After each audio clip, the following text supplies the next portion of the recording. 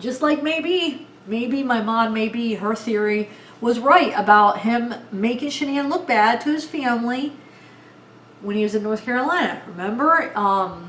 This was, a few weeks ago. I don't even remember how long that video was, but before this book came out, maybe told me this theory she had, and hey, now it's in the book. It came out, so yeah. He wanted to make Shanann look bad to his family, so when he was in North Carolina, he told them if he ended up dead, that they should have authorities look into Shanann. And then Jamie told him to put that in writing. So that's how that letter got written. Okay, so then it goes on to talk about how Jamie was supposed to be a bridesmaid in Shanann and Chris's wedding, and her daughter was supposed to be the flower girl. But a week before the wedding, Shanann made an appointment for the girls to have their nails done, right? And because of Jamie's work schedule, she couldn't go. She wasn't able to make it. So supposedly Shanann told them they would no longer be in the wedding because they didn't make it to the spa. So I don't know. And then it says in the book, well, and that's why Ronnie and Sandy and the rest of the family didn't attend the wedding. But that's still kind of immature on their side to not attend the wedding because, they're not, Shanann said you weren't going to be the bridesmaid or the flower girl. I mean, wouldn't you just suck it up to go to your family's wedding? Especially Chris's parents. I could see maybe Jamie, if this is really what happened, I could see maybe Jamie, holding a grudge and just being really upset and maybe not going. But why Ronnie and Sandy? I mean, this is your son, so at least just suck it up so you could be there for your son's wedding. I mean, that's how I feel, but I know not everybody, feels the same, or everybody has the same, way of thinking, but I'm just giving my opinion, I guess. So then it goes on to say that every day that the Watts have to deal with people hating them because what their son did. And that's not true. I mean, I talked about this on my last two videos about Cindy's book, why that's not why people hate them. It has nothing to do with what their son did. I mean, I guess I can't say that for everybody. Maybe there are some people that's why they hate them. It wouldn't be the only reason, because I'm sure some of the reason is because, how they bash Shanann. But maybe that does play a part in why some of the people hate them even more. I don't know, but that's not why I don't respect them. And I think a lot of people feel the same way. I don't think it's because of what their son did. It's because of how she acted after, and how she just was bashing Shanann and almost like blaming it all on Shanann. So I think a lot of people, feel the way I do, and it has nothing to do with what Chris did and her, still loving him or whatever. It has everything to do with just how she disrespected Shanann and the Ruseks, because I mean that's basically disrespecting the whole family, and the Ruseks never said a bad thing about them, and it was their son. You think it would have been the other way around. I'm not saying it's right, but the fact that it was her bashing Shanann, I mean, so I bet if they just were, respected Shanann's name, and after it happened, she didn't go on TV and say all that crap, she didn't write that book bashing Shanann, then I don't think people would hate him. Yeah, you would have your few people that would hate him because they were the parents of a killer. You always have that. But for the most part, it wouldn't be like a ton of people. It wouldn't. People would be feeling bad for them and probably, helping them and being nice to them. So yeah, like I said, everybody hating them had nothing to do with what her son did, and everything to do with their actions. I should say her actions, but I take that back, because Ronnie didn't refrain from bashing Shanann in those interviews, though. It does go on to say that at the time when Cindy had that interview on TV, that time she thought Shanann killed her grandkids at that time because that was the last they heard. So she said the last Chris had told Ronnie and her was that, that Shanann killed the kids. So of course they weren't happy with her. Okay, this is what Cindy's saying. So my response to you is, okay, so you bashed her on TV because you thought that she killed your grandkids, right?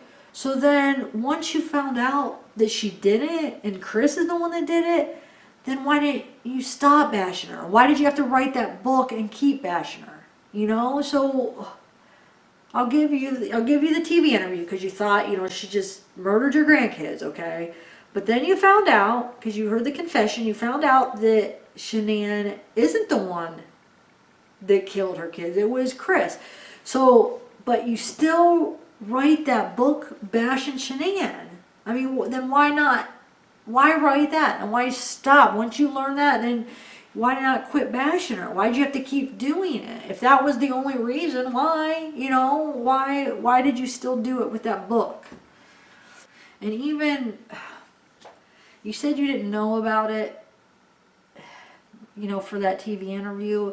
But Chris did say he took the plea for a reason, though.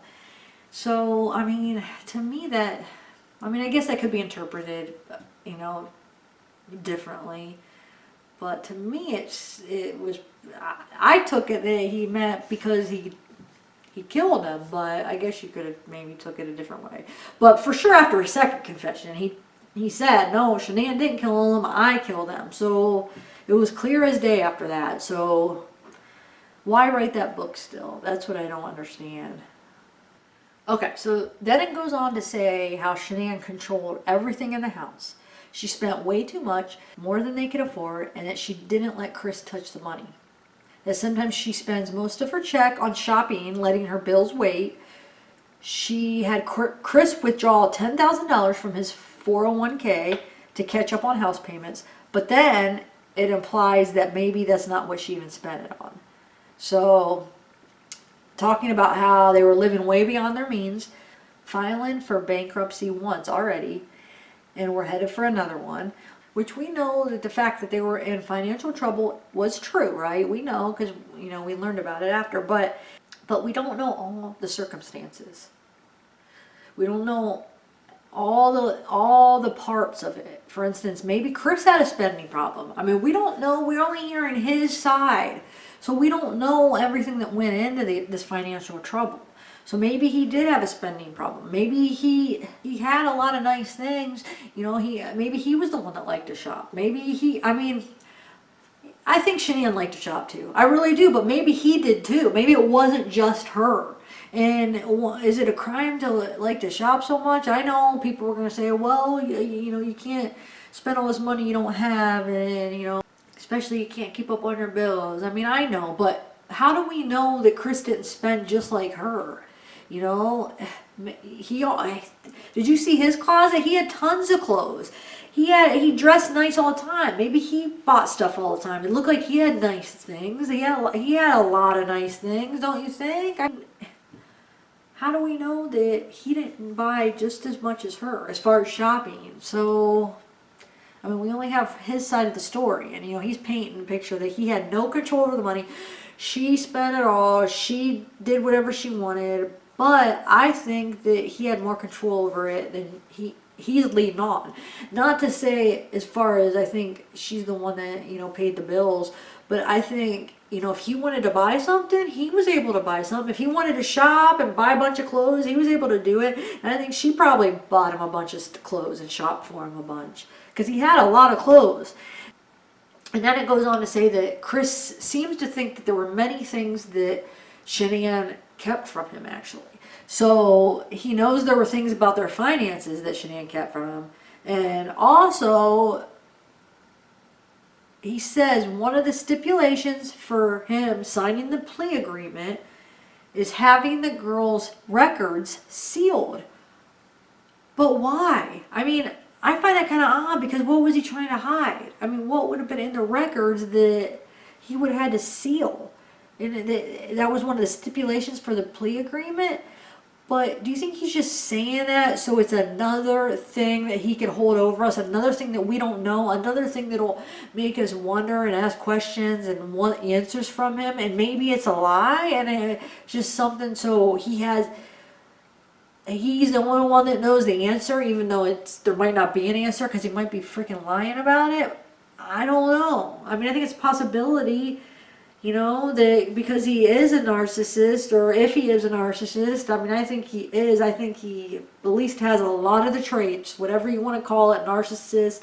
I don't know. I don't care what you call it, but the symptoms are the same, or the traits, how he is, his actions, his personality, or what, call it whatever you want, but the traits are the same. So do you think it's possible that he just said that because that would give him some kind of, his power, his supply, because he knows that we all don't know. We all want to know now. What does he know? Oh my God, why would he seal the records? It gives us more to talk about, more to speculate about, more to try to guess, and keep him,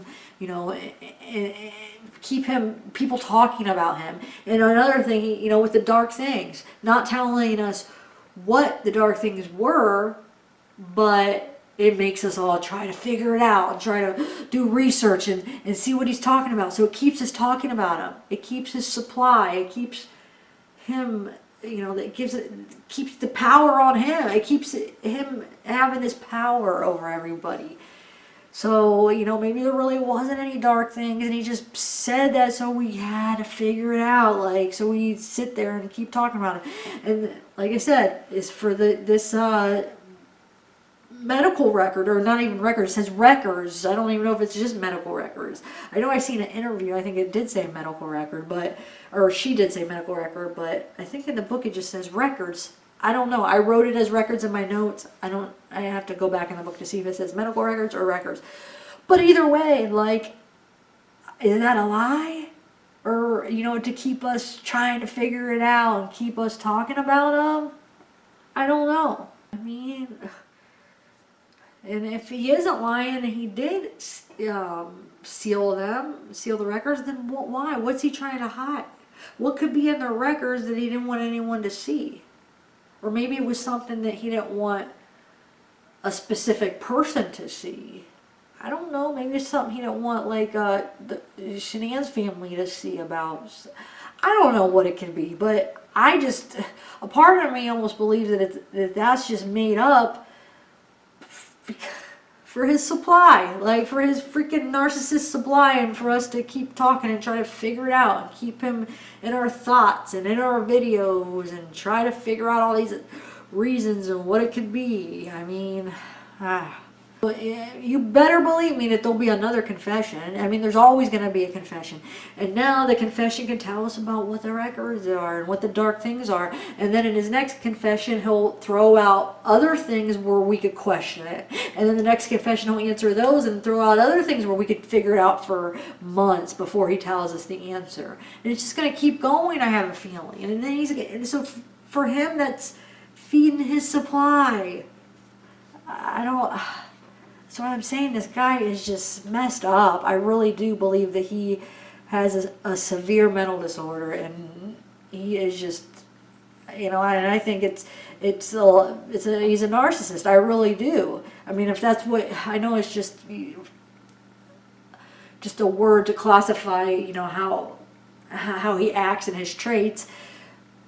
And I think that fits him well. I really do. So, I mean, do you guys think that he's just going to keep doing this? That he's just going to, now that we're all going to be wondering this, so he'll wait either a year or however long he wants. He'll answer these, and then he'll throw out some new things that we all could try to research, desperately research, and all have different theories, and all try to figure it out. And then he'll come and tell us the answer to that, and throw out another one. Another thing where he only tells us a little part where we have to figure it out, and then he just keeps doing that. And what if they're all lies? I don't know. Either way, if they're lies or they're truths, and he keeps holding back little things so he could keep having this power, who knows? I think it's more more prone to be just lies that he's throwing out there. Maybe there's like half truths. Maybe there's a little bit of truth behind some of them.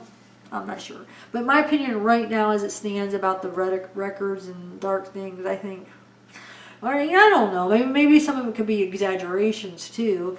But the records thing, I almost think is a lie for some reason.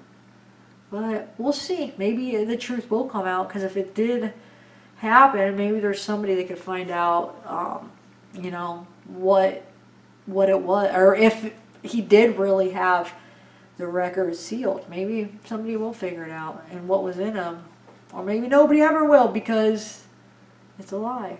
So this next part, I kind of talked about a little bit earlier, but so it goes on to say that him not being the one who made decisions and it took charge was what worked for him, okay? So in some instances, he's complaining, like, poor me, Shanann was a bully, she wouldn't let me make any decisions. But in some parts, he says that that's what worked for him. That's what worked for them. That's just how they work. So which is it? I mean, he switches it just to fit whatever story he's telling at the time. I mean, in this book, he switched it so many times. He said it was what worked for him, and then he said she bullied him, and then, oh, that's just how he liked it, and then, oh, poor me. He said it, and I'm only on chapter, I'm on chapter 6.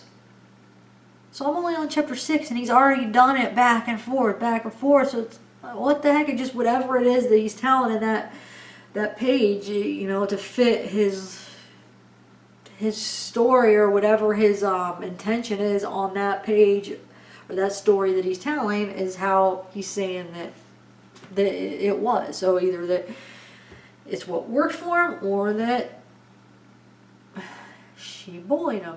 He even said that Shanann wanted a husband to take charge, but he didn't have the confidence to do that. So all this talk about poor me, like she bullies me and doesn't let me make any decisions, and she emasculates me, and I'm in the background, and she gets to make all the decisions. But right here, you're contradicting yourself again, saying she wants a husband to take charge, but you didn't have the confidence to do that. Then you go on to say, you know, how Shanann didn't let you make decisions, but NK was different. She was different. You had no control with Shanann, but you did with NK. Right? Because, you know, the fact that you had no control over your obsession with her. But, okay, so you're saying you had no control with Shanann, but you did with NK, but you say that it was your choice to play that part.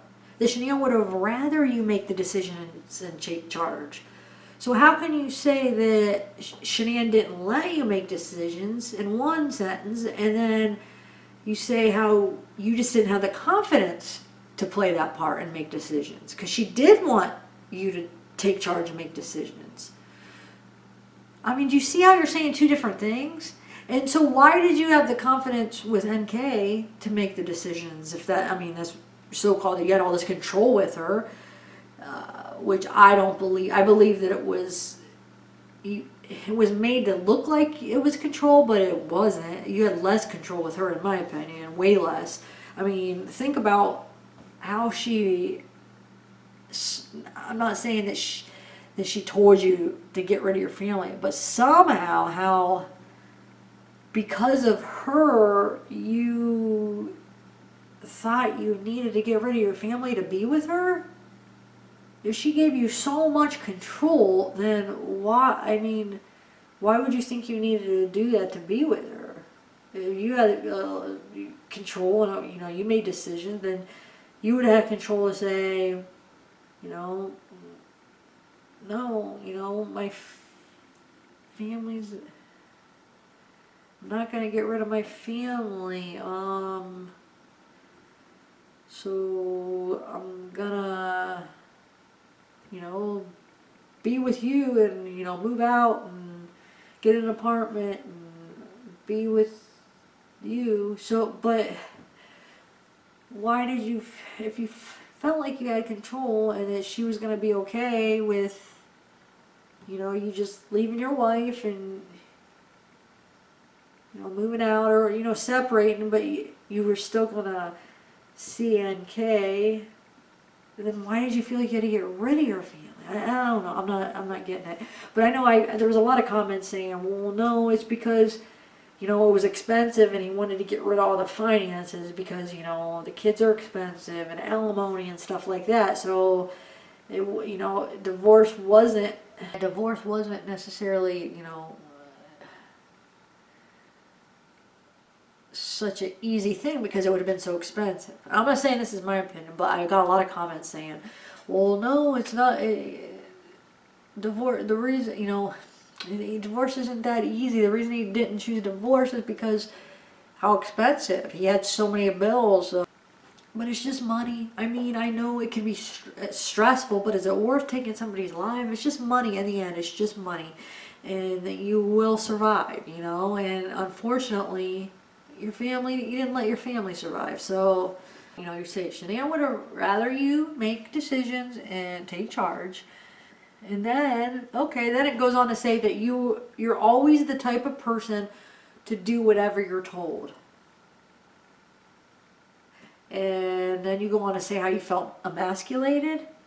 So which is it? That you felt emasculated or that it was just your type of personality? Like you said, it was just me. I like to be in the background.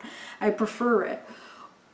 And I don't have enough confidence to make the decisions. Shanann wanted it, but I don't have enough confidence to take charge and make decisions. So is it that, or is it that you felt emasculated, or, I mean, is it just that you've always been that way? Because you just said that you've always been that person that will just do whatever they're told. So always, it says that even before Shanann, because if you've always been that person, that means you've been that way before Shanann.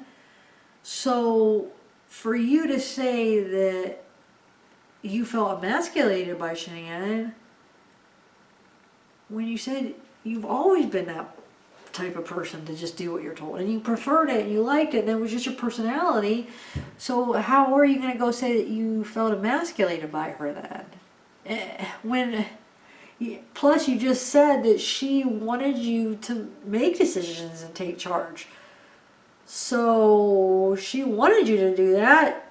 So how could she have been emasculating you if she was trying to get you to actually make the decisions? You see what I'm saying? I mean, I don't know.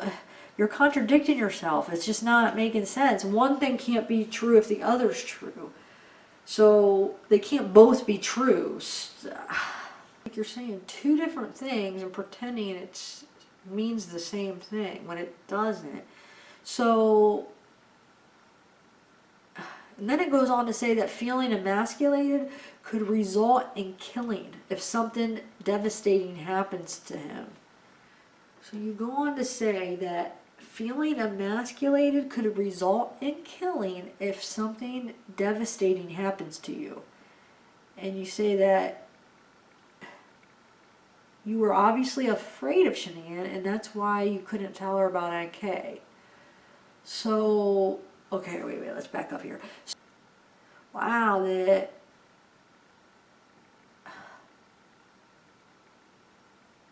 So, I mean, you're basically blaming... I mean, is that not victim blaming right there? Saying that because she made you feel emasculated, that is what resulted in killing them. I mean, is that not what it's saying? It says it's saying that feeling emasculated could result in killing if something devastating happens to you. So, I mean, to me, it sounds like you're blaming her for killing him. Like it was her fault because she emasculated you. So, because of that, you had to kill her and your whole family, basically. So it's her fault because she made, she emasculated you. She made you feel that way. How it's basically it's victim blaming, right? Isn't that what that is? When you're blaming the victim for your act, you're blaming the victim for your act, your actions. So, wow. And then, adding that he was obviously afraid of Shanann, and that's why he couldn't tell her about NK.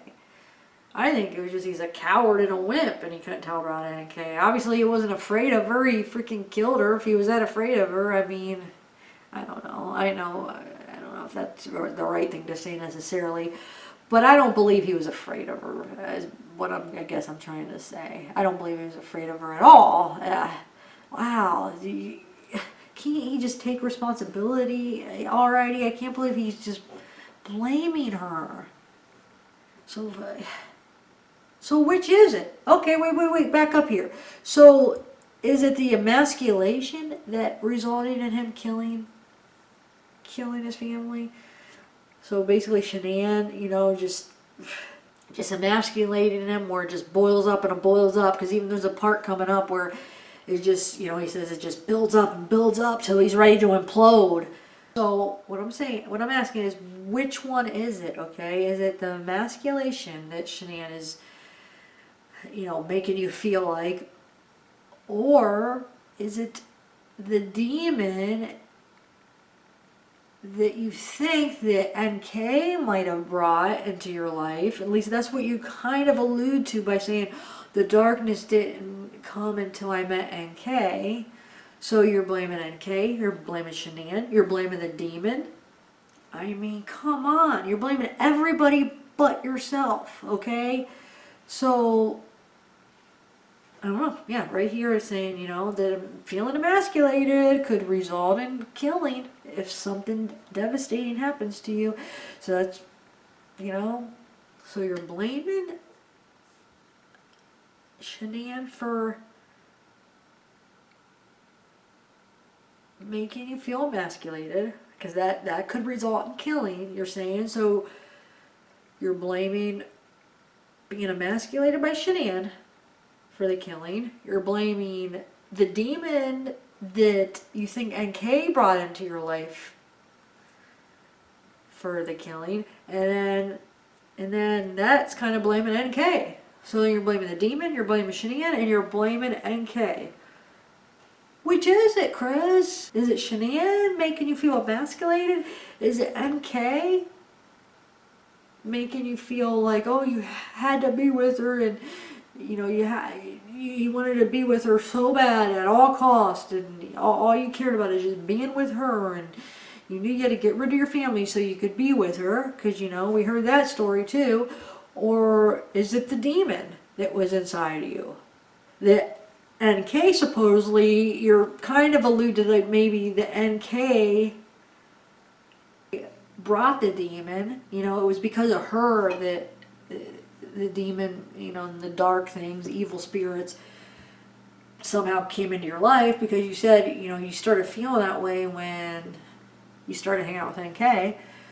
So you kind of blame the demon, you blame NK for bringing the demon, you blame NK because you just couldn't you had to be with her, and so you had to get rid of your family so you could be with her, and then you blame Shanann for emasculating you. So which is it? Okay, do you see how it cannot be all of these? I mean, and do you see how you're blaming everybody else but yourself? I mean, wow.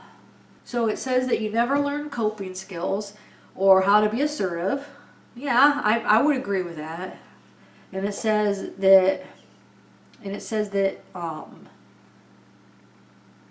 think this is the Sherilyn, I think, saying this, where she says that she thinks his mother played a big part in why he never learned those skills. So I agree with you there. I do think that that's probably, one of the big factors why he never learned them, is because his mother just never basically taught him the right skills. I mean, it was what his mother showed him was not healthy coping skills at all, in my opinion. I mean, I know I wasn't there, and I couldn't know for sure, but I agree with Sherilyn on here, where I do think that it had something to do with, his mother, and why he never learned those skills.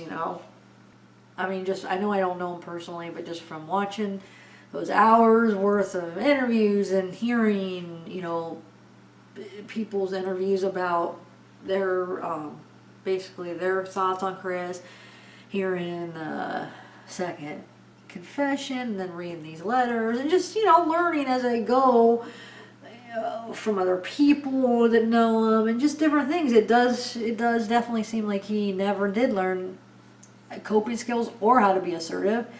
And I think his mother did play a big part in why he never learned those skills. I really do. I don't think she ever gave him a chance to be assertive, because she was always telling him what to do, how to feel, what to think, how to act. He never had a say, I feel like, in his household. Maybe that was why he was so close to his dad, because it was the only time he had a say in his home. Because I'm sure at least with his mom, it just seems like, maybe he didn't have a say, and she kind of tried to control him in a way. But like I said, I don't know for sure. I don't want to say this as like facts. I'm just saying, just from knowing what I know about the family and about the case, it's just my best educated guess on, all the factors and all the stuff that I do know. It's just, the best guess that I could come up with. It's just my opinion on how I think it could have been. And I think from the very beginning, he saw his father being emasculated by his mom. And I think he learned from his dad how a man is supposed to act in a marriage. I mean, because that's who he learned it from. That's who he had to, model his behavior on. How he learned, how a marriage and how a family operates. What is normal? What is normal for him and in his experience? And how is he going to learn as he watches his mom and dad? And I feel like his mom probably emasculated his dad. And I don't know how I can't say how, if it was like, and I don't want to say like, I don't know if I want to use the word emasculated. I don't know. I mean, only they know. And I don't know what went on, behind closed doors, or what went on in their family. But it just seems like, from what we all know, that she did. And so, yeah, I think from the very beginning, he's seen his father become emasculated by his mom. And, that's how he learned from his dad on how a man is supposed to act in a marriage. So like I said, not only did Cindy overpower Chris, but Chris, watching and observing his parents' relationship, that he began to model his dad and kind of look for a woman like his mom. Not necessarily, I wouldn't say exactly like his mom, but as far as like having a assertive female, a female that would make decisions, and that took charge, and like that. So kind of a woman that has some of the same traits as Cindy, I would say, but it's very similar to his dad. I think we can all agree that. We all see similarities between him and his dad, and kind of like how he is in a relationship, like how his dad is with his mom, and how we've seen Chris with Shanann. It's kind of like, it reminds you kind of that Chris plays that same part as his dad plays in his parents' marriage. So, and that's normal. That's typical. It happens a lot. That's really a common thing, where a kid will model their parents' relationship, and that's how they learn. Man, for how many years, starting from a baby, they're watching and learning their parents' actions, and their interactions with each other, their social interactions, how they show love, how they show affection, when they get mad, how they act, when they communicate, when things need to be done, and who does what and how, just everything, every little detail, kids are watching and watching every little detail. So it's really hard to break the cycle, so when kids grow up around a family, parents that are not so good, their behavior with each other is not very good, it's not very healthy, it's not something that you would want your kid to model. It's hard for kids sometimes to break that cycle when they're adults. So a lot of them will fall into the same cycle and repeat all the actions of their family, of their parents, or if there's only a single parent, of one parent, or if they're married, or what I'm saying. It's like they repeat the cycle of the situation of all a lot of the bad things and the bad traits and the way of interacting and stuff. When kids become adults, they'll repeat the cycle, and sometimes it's not so pleasant because it's a cycle that needs to be broken because it's not healthy. It's just not a good cycle to repeat. So you hope like those people are able to break the cycle if it's a bad situation and it's just not something that you would want to model after.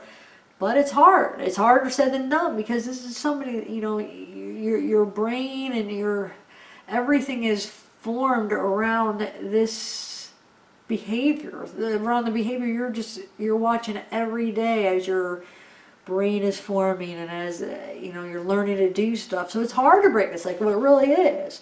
So I think it's awesome when you see like stories where somebody comes from a horrible home and they break the cycle and they do, they really get into a situation that's so opposite of where they came from because they know this is not what I want. So they break it and they succeed and they're in a good, a good environment and end up in a good relationship and stuff. I love seeing that.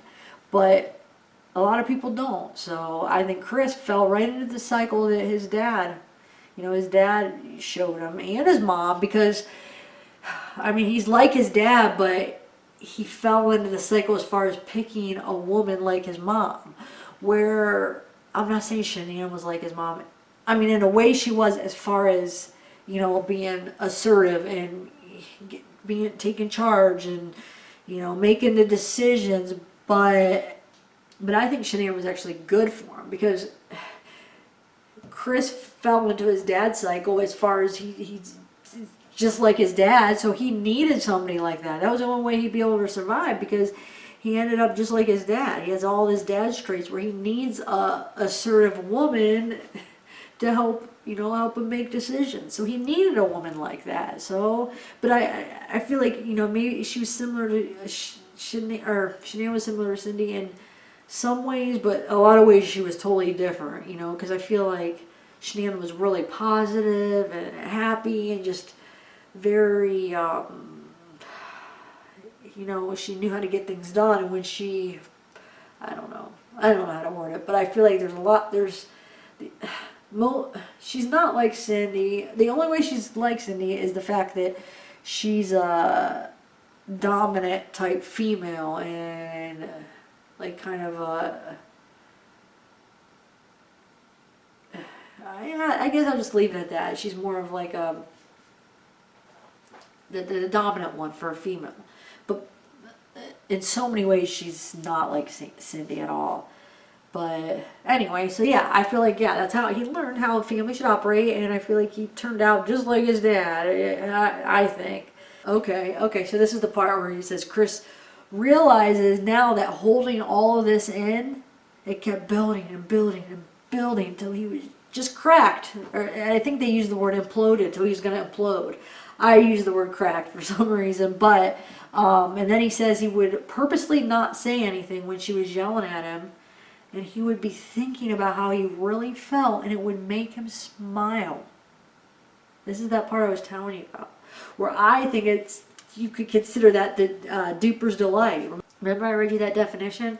So I know, I feel like it wouldn't be like a typical maybe way or example of duper's delight, but to me I feel like it seems like it could still fall into that, where he he knew, you know, she's yelling at him, and he was purposely not saying anything,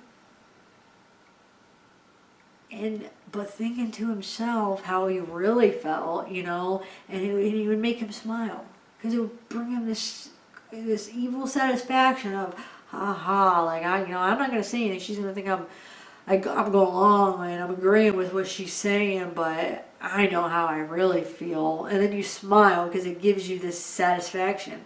So I know it's not, you know, they say there's some kind of manipulation with Duper's Delight. I know it's not manipulation in the typical sense of, well, maybe what we call manipulation, but I still see the manipulation in the fact that he knows how he feels, but he's manipulating her, making her feel like that he's just going along with it, and that he's okay, and he's not arguing back, and that he's just kind of like going along with what she's saying, but he's not really. So he's kind of manipulating her to make her think that, oh, okay, so he's going along with it. He's alright, but in reality he isn't. So it's like manipulating her to think that, oh, okay, cool, you know, he thinks, you know, he's on the same line, he's thinking the same thing as me, so it's basically she's believing this lie. She's believing his lie, basically. By him not saying anything, he is saying something. By saying, like, maybe that, I don't know, every situation is probably different, but one of the things it could be saying is that, okay, so he's agreeing with her. So by him not arguing back, it's kind of telling her that he's agreeing with her. In reality, he's not. So he's manipulating her to make her think that he is agreeing with her, when he's really not. So he's getting the satisfaction because she thinks he's agreeing with her, but he's not, and so he smiles. I mean, if that's not evil, ugh, some sneaky evil stuff right there, man. I mean, doesn't that seem like just something an evil person would do? Something a covert evil person, like a covert narcissist. You know, somebody that's, you know, trying to be all secretive or not obvious on what he's doing, you know, so pretending to be all sweet and non-confrontational, but inside he's really full of hate and thinking, haha, I know how I really feel. Is that not evil? I don't know why, I just found that comment so evil for some reason. So then he goes on to say the last time that he tried to argue back, she kicked him out of the house. And not only for the day, but she kicked him out of the house overnight. So he had to sleep somewhere else. He wasn't allowed in the house till the next day. I mean, this is what Chris is saying. He's saying basically that was the last time he ever argued. So after that, he made sure he never argued back with her. This is what he's saying. He's saying, that's the last time I ever wanted to argue with her, because, you know, after that, it was like, I think he even mentioned him being afraid of her after that, and he just, you know, because she kicked him out of the house, so he never argued with her again. At least that's what he's saying. So, and then he said he had to apologize for her to let him back in the next morning or whatever. Yeah, so he said he never argued with her again, he just took it. So after saying all of that, he says, oh, poor me, being emasculated, poor me.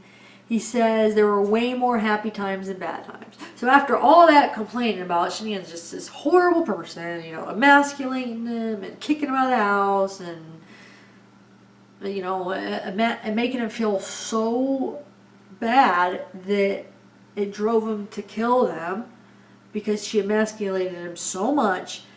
But then, on the next paragraph, he says that there were more happy times than bad times, and that he wishes he could be with his family one more time, to be able to hold them, and would love to be able to hold his baby boy. Wow. No, wow. You don't ever get to hold your baby boy. Man. Alright guys, man, it's getting late here. I've been doing this for a while. I've been, let's see, I've been recording for, you know, I edit it so it makes it a lot shorter than the actual time it takes to record. But I've been recording, let's see, I started at, I'm just trying to see how many hours it, because I feel like it's been a while. My butt hurts. So, sorry, just sitting on this chair for so many hours. So I'm trying to think what time I started. I started at, I think, 4:30. I think I started around 4:30, so 5:30, 6:30.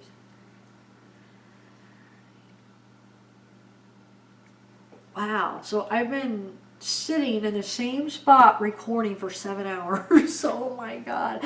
But watch, I'll condense this all into like either probably, so 7 hours of recording will probably be condensed into either, you know, maybe 2 1-hours, or I could do it all in one long video, like 2 hours. We'll see. Maybe I'll be able to get 3 videos out of it, and so it'll be like 3 hours and 1 hour each. But I guarantee it won't be more than 3 hours. But if it's 3 hours, I'll break it up into 3 different videos. But it just shows you, like, when I edit, it takes off a lot. So, you know, sitting here for like 7 hours straight, it takes off at least probably like half of the recording time when I edit. I don't know. We'll see. I mean, maybe not.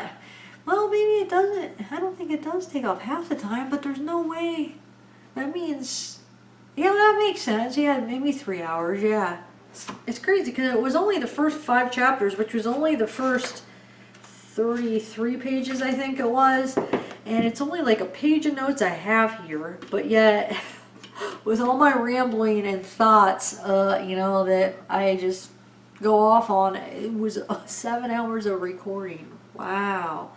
And normally I don't even take notes before I do my videos. Usually I just completely improvise and just, you know, whatever I'm going to read or talk about, I'll have that. And then I just, as I'm reading it, I just give my opinion without whatever comes into my head. But this time I took some notes, but obviously it's only a page of notes. So obviously, yeah, I improvised most of it, you know. So I just kind of took some notes and then actually just, you know, improvised off of my notes. Instead of like going through the page by page or whatever. So, and I want to eventually get, you know, do the whole book. So, I don't know. Will you guys be bored with this, or should I move on to something else?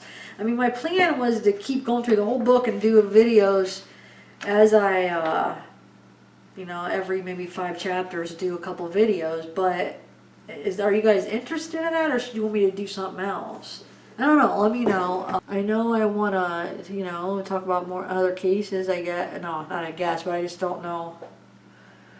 Just this is keeping me busy, but I like watching those trials on YouTube. I was watching that Dan Markle trial. That was pretty interesting. I wish I could do lives, because me and Rainey could just discuss, you know, these other cases, but you know, just only being able to do recorded videos and trying to, you know, do videos on this book and then read this book and take notes and then do the videos, and then you got to edit, and it just takes too long to be able to, you know, to try to make videos on this and cover another case, because, you know, because then I got to edit.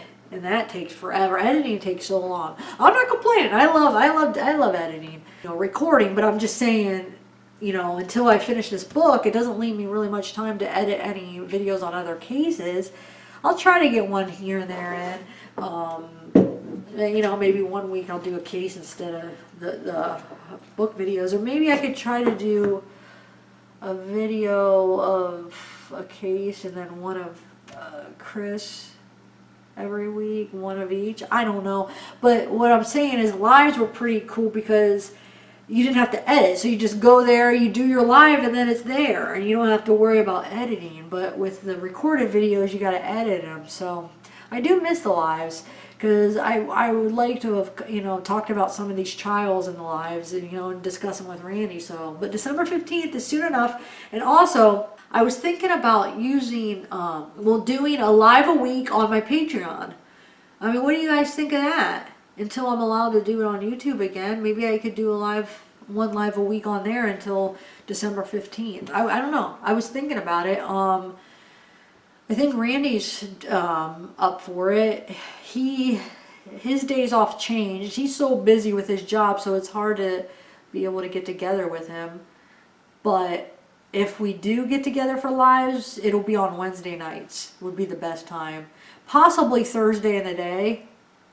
Earlier, if we do it Thursday, I would say, or I think Wednesday, like evenings, would be the best time. I don't know if I'll be able to do it this week because I have some other things I have to do because my parents they're in Italy right now, so I got to take my grandparents some places when they need to go, like this week or next week, wherever. Different places. They like to go to the mall, and I just got to take them to the doctors. Just got to, basically take them and do some things with them. So it's just going to be a busy week next week, but I don't think I'll be able to for sure do the live next week. But hopefully the week after, I could do it on my Patreon. I know it won't be as many people because I think I have only 20 some people on my Patreon. So, I mean, the lives won't be as big. I mean, well, I guess what I'm trying to say is if you're interested and you want to do it, let me know. I don't know how, actually, I gotta think about, I'm not sure how Patreon works. Does people have to be a member to watch your Patreon videos? I don't even know. But what I'm trying to say is, let me know if you guys would be interested, at least in my Patreon members, and hopefully I'll get some new ones. But I don't know. I mean, that's the only way. Of course, when I'm allowed to do it on YouTube again, I can't wait. I'm so excited. But right now, since I can't do it on YouTube, then I thought, well, I could do it on Patreon, so at least we could still do lives. If you guys are interested, let me know. I was thinking about there's this thing called Twitch, somebody said, that I could maybe even try to do it on. I'm not sure how that works. But I already have my Patreon set up, so I might just try to start doing it from there, at least, once a week until, with Randy, hopefully, and then maybe I could figure out Twitch. But I think I'll first try Patreon because I already know, because I already have it set up, as far as I have my Patreon account set up, so. And I feel like probably more of you guys have Patreon accounts than have Twitch, right? I don't know. Let me know what you guys prefer. I'm planning on just doing it on Patreon, but I haven't looked into that Twitch thing yet. And then December 15th, I'll be able to be back on YouTube with him, so I'm kind of excited about that. Okay, guys, that's all I got for today. Thank you guys all for watching. You guys are awesome. And you guys have a good night. All right, bye.